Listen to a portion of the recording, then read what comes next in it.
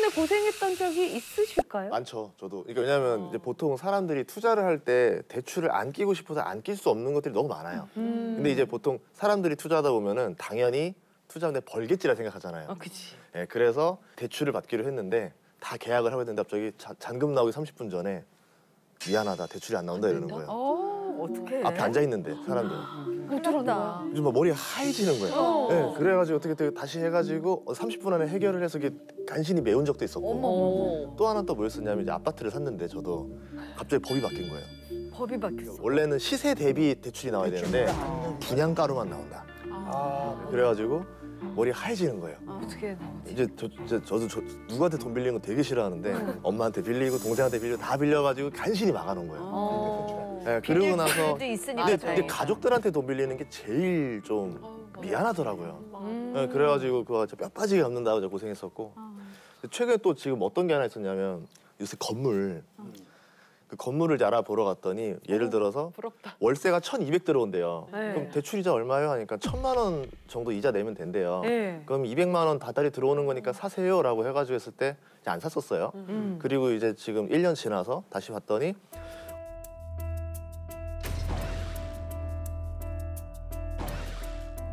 올랐죠, 가격이. 월세는 1,200인데 이자는 1,700 갚으셨어요. 진짜? 500만 원 요즘에 다 그렇대.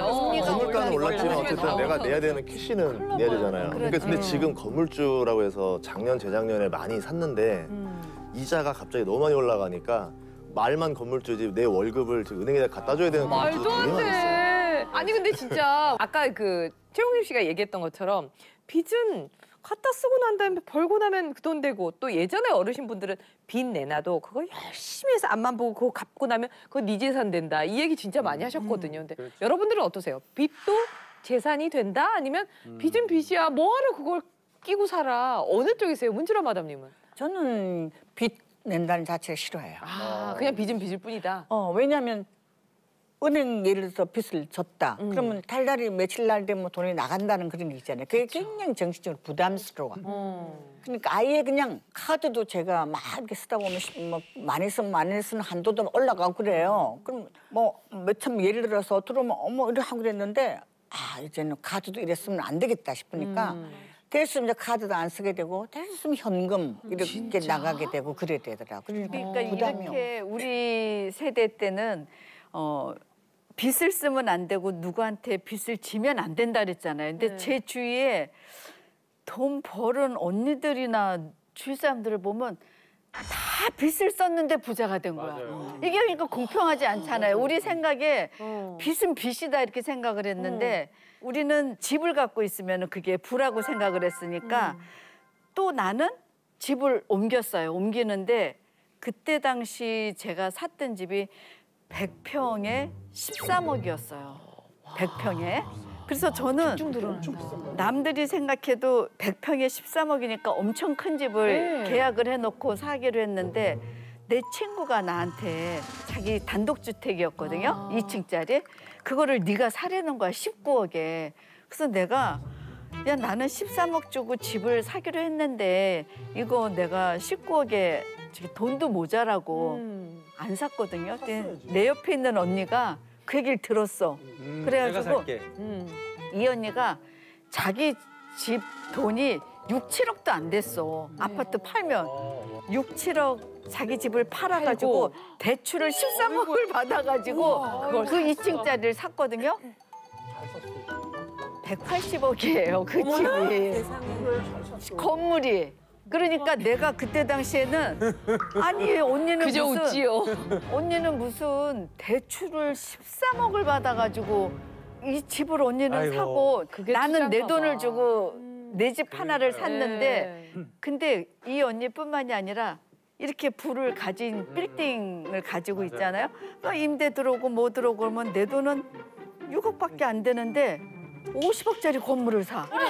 우리 생각에는 이 벌은 돈에 대해서 요만큼 가지고 아까 우리 문주란 선생님처럼 요만큼 소비를 하고 남는 거에 몇 프로를 저금하고 우리는 여기에 익숙한데 이 재테크, 돈을 버는 사람들은 내 돈은 요만큼인데 이걸 어떻게 활용을 해서 이렇게 그러니까 놀리질 않는 것 같아요. 최홍림 씨 얘기대로 빚이 있으면 그게 큰 마인드라고 아까 선생님 얘기하듯이 잘 활용하니까 그렇게 부자가 돼 그게 있더라고요. 있잖아. 네. 생활고 때문에 빚을 내는 사람들은 너무 힘들어. 내가 생활을 하려고 뭘 살려고 먹어야 되니까 빚을 내는 건 되게 힘들어. 그거는 안 되지. 그렇지만 이거에 대해서 투자를 하려고 빚을 내는 거는 행복한 거예요. 두 분의 의견이 어때요? 빚도 재산이다면 빚은 빚이다. 그러니까 두 가지 케이스예요. 네. 빚을 냈는데 이게 투자가 잘 돼서 정말 팔았는데 수익이 남는다. 이러면 재산이고요. 그거 누가 반대로 알아? 어떻게 마이너스가 알겠어? 나는 맞아. 거예요. 하락하는 경우는 진짜 빚이 더블 빚이 되는 거예요. 아니 근데 그게 네. 누가 하락할 줄 어떻게 아는지 알아? 어떻게 하냐고요. 네. 빚은 빚이라고 생각해요. 어. 근데 주변에도 그럴 것 같아. 작년에 집 산 친구가 있는데 자기 돈 몇 억하고 은행 빚을 이제 이만큼을 대출을 또 받았는데 작년에 샀어, 왜. 결국에는 이제 그러니까 몇 억이 떨어지니까 자기 돈 다 날리고 맞아. 계속 버는 족족 남편하고 자기 거는 이자는 공중에 날리면서 아, 혹시 그분 이름이 김병옥 씨인가요? 아니야 빚이야. 그러니까 이게 뭐 운 좋아가지고 너무 똑같은 얘기를 하고. 아니 그러니까 이게 네, 때를 잘 이 맞아서 시기가 정말 중요한 것 네, 같아요. 그래. 이 시대가 그 시기를 정확히 알면 누구나 근데 재벌 누가 알아, 되겠죠. 그거를. 아, 진짜. 이제 병원도 보면 이제 이런 친구들이 있어요. 나 같은 사람은 그냥 작게 해요. 근데 병원이 좀 잘 되면 키우고 싶은 욕망은 누구나 다 있어요. 성장에 대한 욕망은 누구나 있는데 돈을 왕창 꿔요. 돈 꾸는 방법도 여러 가지가 있어요. 달러로 꾸느냐, 엔화로 꾸느냐, 원화로 꾸느냐 다 달라요. 진짜? 일본 엔으로 꾸면 엔은 지금 되게 금리가 싸잖아요. 그쵸, 예. 엔화가 전 세계로 막 대출을 나가요. 왜냐면 자기는 제로 금리고 한국에 오면 금리 몇 프로 받으니까. 그나마, 그러니까 엔 돈이 들어오니까 엔캐리라 그런다고. 그 돈을 바로 꾸는 애들이 이자도 싸고 좋죠.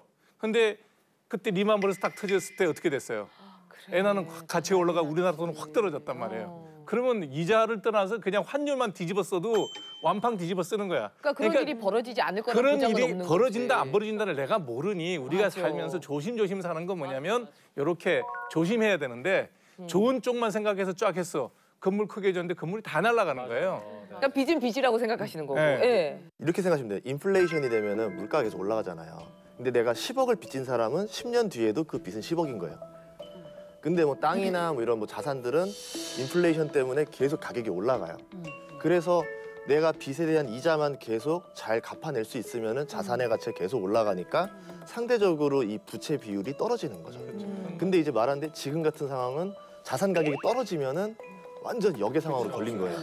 빚은 그대로인데 자산만 떨어져요. 너무 그러니까 어려워. 아무것도 모르는 너무 이자는 계속 불확실성에. 내고 집값은 계속 떨어지고 그거 몇 년 그렇게 살아봐요. 그 고통스러운 맞아. 생각을 해. 그러니까 돈이 입금이 되면 나도 살겠어. 입금만 되면 그러니까 이게 통장에. 자본주의의 기본 원리를 항상 알고 있어야 되는 게 뭐냐면 인플레이션 어느 정도 딱 되면 각국 중앙은행은 무조건 인플레이션을 통제를 해요. 왜냐하면 인플레이션이 지속되면 나라 자체가 망한다는 걸 너무나 알기 때문에 그러니까 주기적으로 5년 내지 10년 주기로 작든 크든 긴축은 늘 벌어지는 거예요. 우리는 항상 자기가 그 시기에 오르는 시기에 딱 경험을 하면 그게 계속되리라고 판단하는데 각국 중앙은행은 화폐 가치를 유지해야 되기 때문에 5년 내지 10년 주기로 무조건 긴축이 들어가게 돼 있어요. 그러니까 지금은 딱 10년 주기에 걸려서 들어가는 거예요. 향후 2년 동안 미국에서는 절대로 금리 못 내리거든요. 그러면 어떻게 살 거냐고. 아, 박사님 일반 사람들이 그건 모르지. 아니죠. 그러니까 이렇게 공부를 하면 되는데. 좋은 것만 보고 늘 좋은 쪽만 보는 건데 사람들은 지나가고 나면 지금 이제 아파트가 오르는 것만 보면 그때 집을 샀어야 살 되는데 걸. 그렇지. 어. 맨날 껄껄이기 때문에 그냥 내가 생각했던 그 순서대로 차곡차곡 살아가야 되지. 그리고 다 이런 얘기는 내 친구가 다 친구 얘기야. 내 얘기는 없어. 나 아는 언니가 다 이렇게 저는 주변에 많은데. 제 엄마 얘기를 해드릴게요. 엄마가 보는 눈이 엄청나게 조금 좋으세요. 그래서 우면동 주택을 샀는데 거기가 지금 저희가 한 20, 30년 살기는 했어요. 예. 근데 재개발이 들어왔는데 바로 삼성 R&D 센터가 바로 우리 앞으로 온 거예요. 그래가지고 주변이 엄청나게 이제 좋아지겠죠. 이제 수정이 들어왔으니까 대로변도 완전 좋아지고. 근데 지금 그 가격이 몇십 배가 올라간 거예요. 몇십 배요? 네. 주택 가격이. 오르죠. 예. 그렇게 오르죠. 진짜 올라가가지고 이제 증여를 받아야 되니까. 근데 증여세를 내야 되잖아요. 근데 그것도 가격이 만만치가 않더라고요. 몇십 배가 올랐으면. 네, 올랐으니까. 네, 올랐으니까. 근데 더 오르기 전에 빨리 이제 줘야 돼. 분배하자 이러신 거예요. 그래가지고 엄마 일단 제가 한번 대출을 한번 받아볼게요. 받는 거에 대해서 한번 제가 3분의 1이니까 자녀가 셋이잖아요. 그러니까 3분의 1만 제가 대출을 받을게요. 그냥 어느 정도 받아볼래? 그래서 그냥 대충만 그냥 5억? 그래가지고 대출을 받았어요. 그래서 증여세를 냈어요. 냈는데 이제 대출 받은 거에 대한 이제 이자 돈이 나가기 시작하잖아요. 한 3년 안에는 너무 기분이 좋은 거야. 다달이 100 몇십만 원만 내면 되니까요. 근데 3년이 지났는데 갑자기 은행에서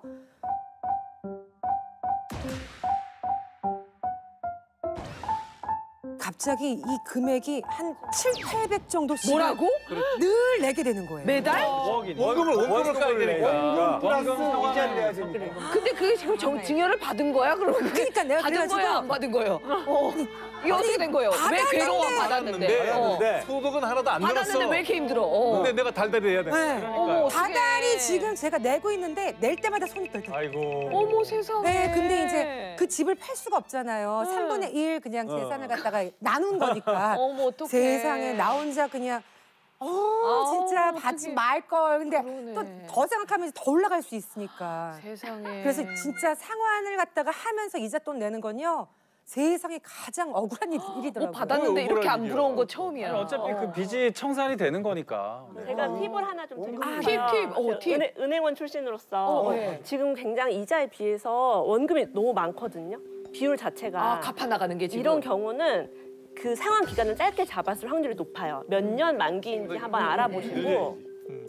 네. 그래. 왜냐면 지금 너무 힘들다고 하시니까. 너무 힘들대요. 힘들다고 하시니까. 한 50년도 돼요? 아니. 사람이 살아있을 때 해야 되니까. 아니, 왜냐면 지금 힘드니까. 게다가 이자가 올라가는 시기니까요. 그리고 이자를 또 고정금리로 바꿀 수도 있어요. 변동금리일 수도 있다고. 지금 잘 고정금리라면 더 손해자 내려갈 수도 있으니까. 근데 내년에 올라가요. 조금 더 올라갈 것 같아가지고. 진짜 아는 거 너무 많으시다. 네. 지금 보니까 뭐 한번 은행을 다 가셔서 꼭 내가 너무 힘들다. 이거 방법이 없냐 하면 이런 방법을 협상이 알려주실 거예요. 그래서 다른 은행으로 갈아타려고 했더니 금리가 지금 너무 많이 올랐다고 좋은 금리에 잘 적용된 거라고 바꾸지 그래요? 말라고 하더라고요. 왜냐면 1년이니까. 아직까지 구독과 좋아요 안 누르셨어요? 지금 당장 눌러주세요.